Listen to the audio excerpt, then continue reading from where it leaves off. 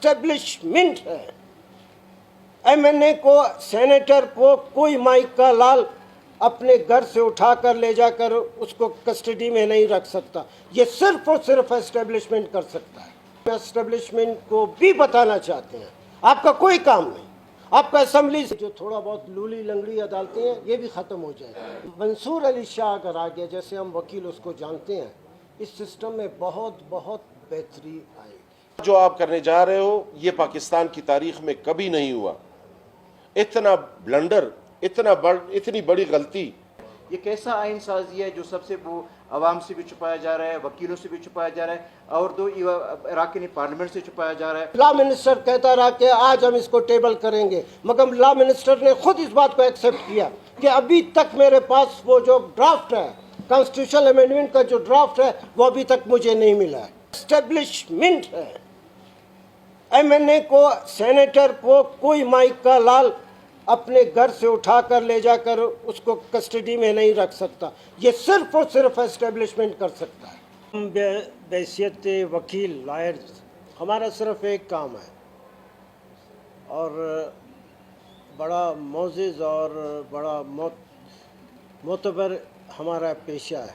हम लोगों को, उन लोगों को जो इस माशरे में जगह जगह के जुल्म के सताए हुए लोग हैं, वो लोग जिनके साथ हर जगह बेइंसाफ़ियाँ होती हैं, वो लोग जिनके साथ हर जगह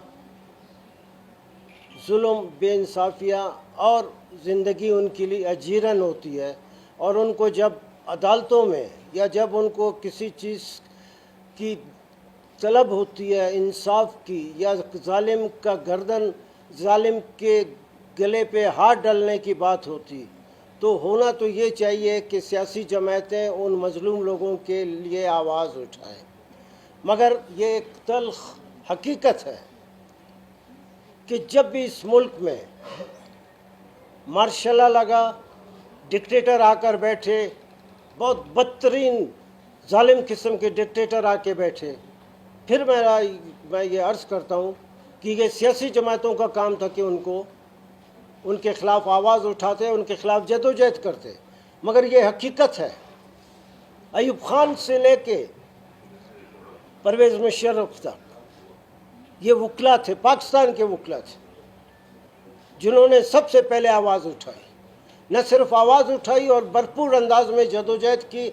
और आपने देखा कि अयूब ख़ान के ख़िलाफ़ जो ज़बरदस्त एक तहरीक चल निकली, जदोजहद चल निकली, उसमें वकीलों का बहुत बड़ा हाथ।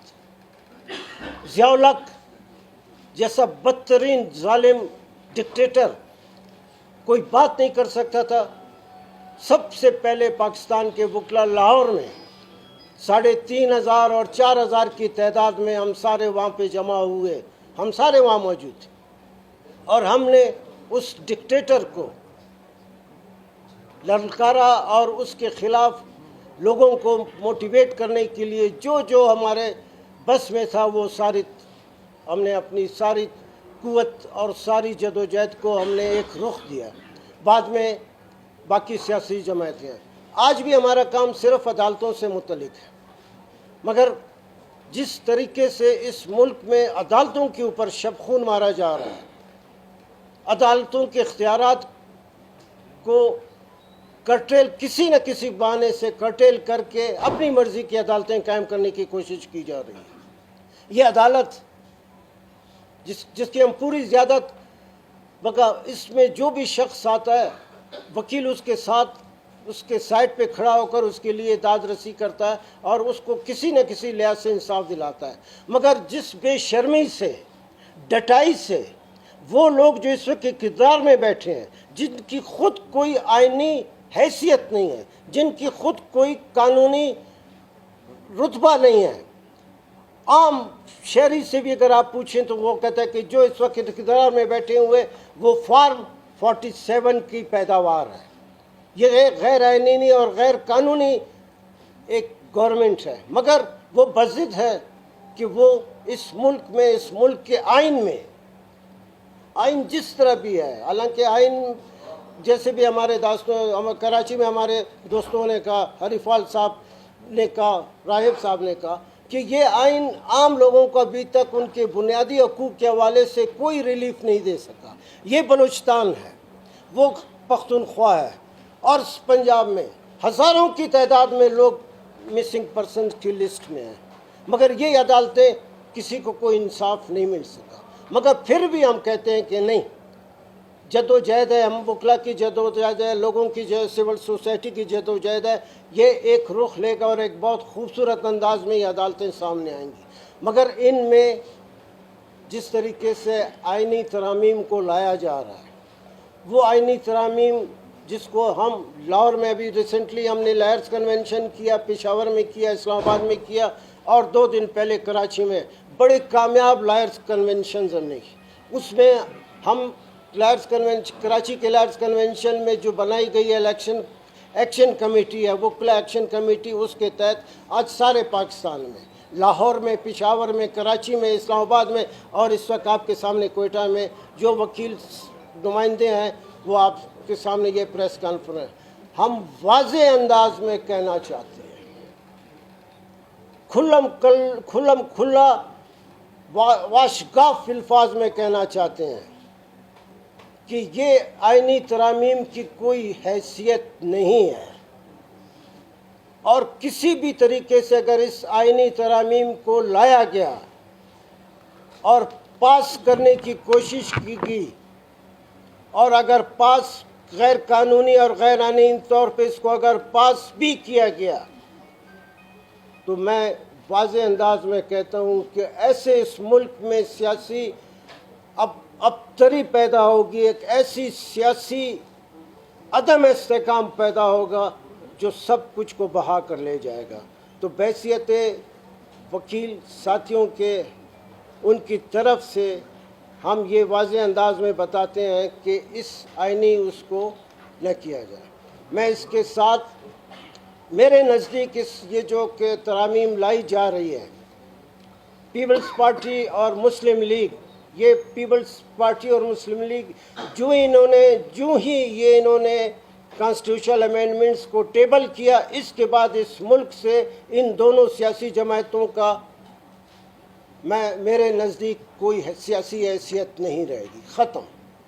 بعد میں اگر سیاسی جماعتیں رہ رہی ہیں تو میرے نزدیک میں مولانا صاحب کی بہت عزت کرتا ہوں، مولانا فضل الرحمان صاحب کی، وہ جو انہوں نے اسٹینڈ لیا ہے میں اس کو اپریشیٹ کرتا ہوں، ہم ہمارے ساتھی بھی اپریشیٹ کرتے ہیں. اور ہماری ان سے اپیل ہے کہ اس وقت ایک بہت طاقتور انداز میں آپ کی آواز کی ایک حیثیت ہے.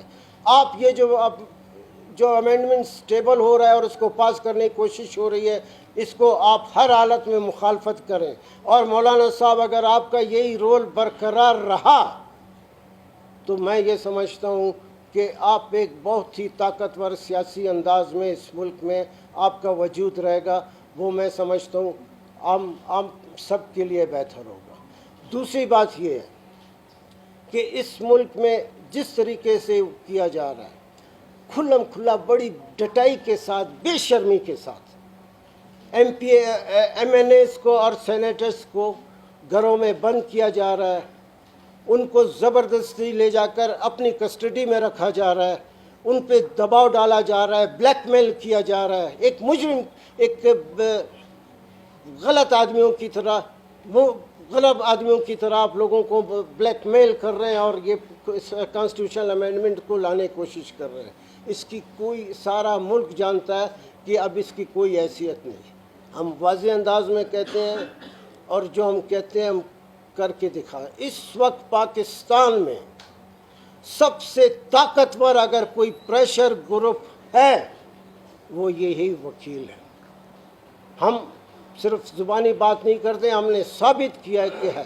ہمارے ساتھ پاکستان کی سول سوسائٹی ہے، ہمارے ساتھ پاکستان کے اسٹوڈنٹس ہیں، ہمارے ساتھ پاکستان کے جو مظلوم طبقات ہیں جن کے لیے ہم آواز اٹھا رہے ہیں. ہم نے پہلے بھی آواز اٹھائی ہے. تو ہم آپ کے ذریعے بہت واضح انداز میں خبردار کرتے ہیں کہ اس ملک میں جو بھی صورتحال ہے اس میں مزید خرابی پیدا کرنے کی بجائے اپنے جو بدنیتی اور ڈٹائی کے ساتھ جو آپ آئینی کانسٹیٹیوشن لا رہے ہیں اس سے آپ اوائڈ کریں اس کو، ورنہ اس ملک میں جو کچھ بہتر بچا ہوا ہے سب کا۔ ایک چیز میں واضح کروں، یہ اب ایک ایک شخص کے سامنے یہ بات آ چکی ہے کہ یہ امینڈمنٹ بظاہر تو جو گورنمنٹ ہے وہ لا رہی ہے، مگر پس پردہ جو لوگ ہیں، پس پردہ جو طاقتیں ہیں، جو